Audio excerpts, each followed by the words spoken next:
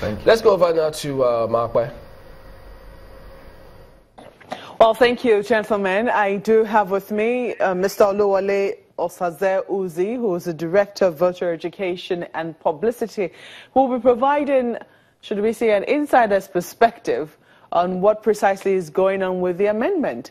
I'm sure that INEC is following very keenly the conversation happening in the National Assembly. We know that the Senate has passed its own amendment of the Electoral Act, and the House is set to join the Senate in that for it to become a full amendment. What is the perception of INEC so far on the process? Well, thank you.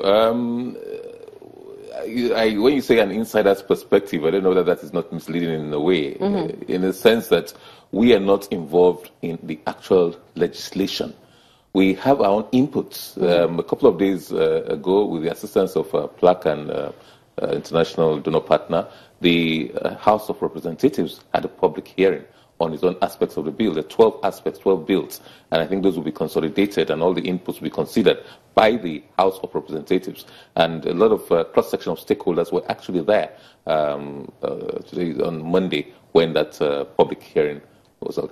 We're monitoring the situation, we're following it, we're engaging with the National Assembly. We had the Commission had a meeting with the new Senate chairman and the committee on INEC. So there's this process of engagement and putting across points of view that we think will aid the electoral process. What are the most critical points of view that INEC is pushing for?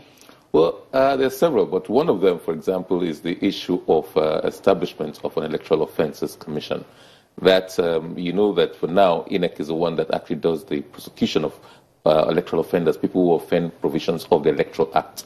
We've had challenges with that in terms of manpower, in terms of resources, and we think, and again, INEC does not have a power to, it doesn't have investigative powers, so we think a body, it can choose whoever, whether it's a new body or an existing body, but give them the jurisdiction, give them the powers to arrest, to investigate, and also to prosecute, in the same way as we have the ICPC or the EFCC or such other bodies. So for electoral offenders, there should be a body that has all those powers. So that is part of what we're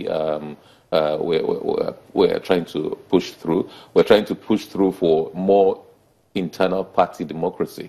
Because now, for example, if a political party doesn't observe the provisions of the Electoral Act and its own constitution and goes ahead and submits the name of a person, for example, who did not take part in the primaries, except another person who took part challenges that in court, INEC has no powers, absolutely no responsibility, no duty to stop it. In fact, the Electoral Act presently says it must accept whatever name that the political party submits to the commission. So it cannot do anything about that. So there are lots of things that we think will strengthen the internal party democracy, and that those should be deployed in the new process, in the new act. Are you also pushing for independent candidacy?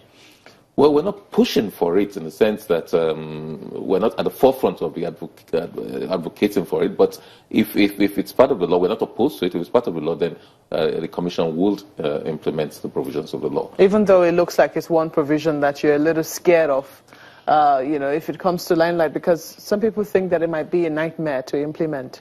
It could be. The Commission has no official position on the matter. We will work with whatever the law says about that. But a lot of advocates of it say, look, there should be, if I feel popular enough, I should be able to contest that election. The Nnamani Committee recommended independent candidates for certain positions. We will have to work with what we do. But some others say, look, we have enough political parties, 40 and still counting. And by the time of the next elections, nobody knows the exact number because a few of them have scaled basic first, second, third hurdles, and in final stages, there are more than 91 applications for political associations seeking to be political parties. So some people feel that surely any person who's interested in contesting can find a platform in one of the existing parties. Well, one of the things that, two of the things that have popped up, I think receiving a pretty good response is electronic voting.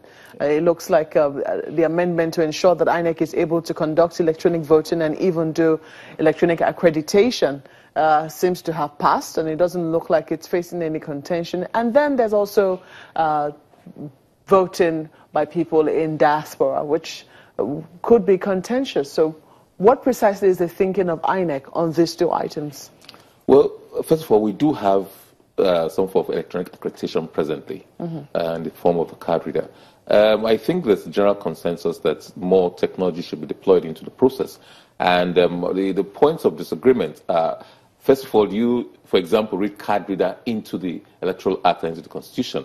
The challenge if you do that is that once the technology changes, then you probably have to amend the law to bring it in line with the new technological advancements and innovations. So maybe a framework or provision such that you give some level of discretion to the election management body to deploy whatever technology is suitable, as long as there are certain safeguards and guarantees. But basically, the less the human intervention, the better. So, isn't that what the electoral amendment is reading? Something about any technological advancement as may be deemed necessary. Yeah, that is what the amendment is saying. Amendment of the Senate. But in that of the House of Representatives, I think the bills don't have a uniform approach to it. Some are saying card reader, some are saying an omnibus clause like that. I think it would be better for the system if there's some kind of omnibus clause giving discretion, that level of discretion, to the Commission. But the other issue is that it requires a few amendments, a holistic view of the whole thing. Because if, for example, you're saying electronic voting, at the same time you say you do step by step processes and procedures on election day, that a person comes, brings his card, is issued a ballot paper, is put in a ballot box,